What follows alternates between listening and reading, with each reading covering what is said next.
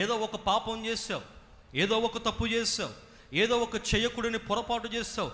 అందుకే నీలో ఉన్న ఆత్మీయ మంట, నీలో ఉన్న పరిశుద్ధత, నీలో ఉన్న పవిత్రత, నీలో ఉన్న జీవము ఈరోజు నిర్వీర్యం అయిపోయింది. దేవుడు మాట్లాడుతున్నాడు. కొన్ని కుటుంబాలు ఈరోజు ఎలా ఉన్నాయంటే జీవము లేని కుటుంబాలుగా ఉన్నాయి. ఏమంటే ఒక మాట అడుగుతాను, మీరు సమాధానం చెప్పండి. ఎందుకండి ఇంత భక్తి చేస్తున్న ఆ కుటుంబాల్లో అద్భుతాలు జరగవు? ఇన్ని సంవత్సరాల నుంచి దేవుని మందిరానికి వస్తున్న ఆ కుటుంబాలు ఎందుకు దేవుని కార్యాలు జరగట్లేదు? ఇంతకాలం నుంచి ప్రభువుని ఆరాధిస్తున్నప్పటికీ ఎందుకు తమ జీవితంలో ఆ కుటుంబంలో దరిద్రం ఎందుకండి? శాపం ఎందుకండి? సమస్యలు ఎందుకండి?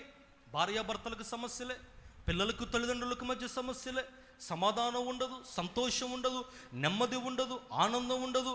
ఏమండి, రాబడి సరిగా ఉండదు. ఒకవేళ వచ్చినా కానీ అది ఏదో ఒక విధంగా ఖర్చు అయిపోతుంది. కుటుంబంలో నలుగురు కష్టపడిన వాళ్ళు ఉన్నా, నలుగురు కష్టపడినా కానీ నెల తిరిగేసరికి ఎడిపోతుందో కూడా అర్థం కావట్లేదు. సమస్యలు సమస్యలు సమస్యలు, బాధలు బాధలు బాధలు. ఈ కుటుంబాల్లో కొన్నిసార్లు మేము అడుగు పెడుతున్నప్పుడు అనిపిస్తుంది, ఆ కుటుంబాలను చూస్తే నిజంగా ఈ కుటుంబాలు జీవం లేని కుటుంబాలేమో అనిపిస్తుంది. జీవం లేని కుటుంబాలేమో అనిపిస్తుంది. ఎందుకంటే ఆ కుటుంబంలో ఒక ప్రార్థన ఉండదు, ఒక భక్తి ఉండదు, ఒక ఆత్మీయ సహవాసం ఆ కుటుంబంలో ఉండదు, కుటుంబ ఆరాధన ఆ ఇంట్లో జరగదు. నలుగురు కుటుంబంలో ఉంటే నలుగురు నాలుగు దారుల్లో జీవిస్తూ ఉంటారు. బైబిల్ సెలవిస్తూ ఉంది, ఆ కుటుంబంలో ఎందుకు అలా ఉన్నాయంటే అవి జీవము లేని కుటుంబాలు, జీవము లేని కుటుంబాలు.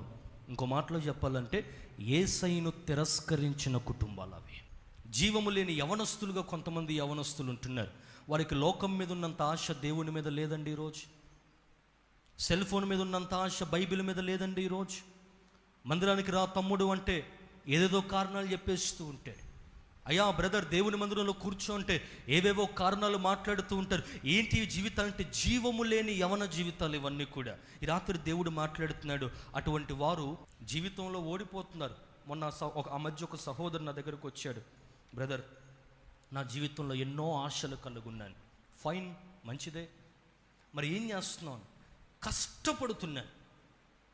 ఒక రూట్లో కాదు, ఎన్ని దారులు ఉన్నాయో అన్ని దారుల గుండా నేను కష్టపడుతున్నాను. మరి ఫలితం దొరికిందా అంటే ఎంత కష్టపడినా నా కష్టానికి ప్రతిఫలం మాత్రం రావట్లేదు. ఏంటి జీవితం? యేసయ్యను తిరస్కరించిన జీవితం. యేసయ్యను ప్రక్కన పెట్టి ఎన్ని ప్రయత్నాలు చేసినా నీ జీవితంలో ప్రతి ప్రయత్నము విఫలమవుతుందని ఆలోచన చేయి. నీ కుటుంబం విఫలమైపోతుందా? నీ జీవితం విఫలమైపోతుందా? సంఘం విఫలమైపోతుందా? ఎందుకో తెలుసా? ఇవి యేసుక్రీస్తు ప్రభువుని ప్రక్కన పెట్టిన జీవితాలు. మనం ఆరాధించే దేవుడు జీవాధిపతి అయిన దేవుడు. ఆమేన్.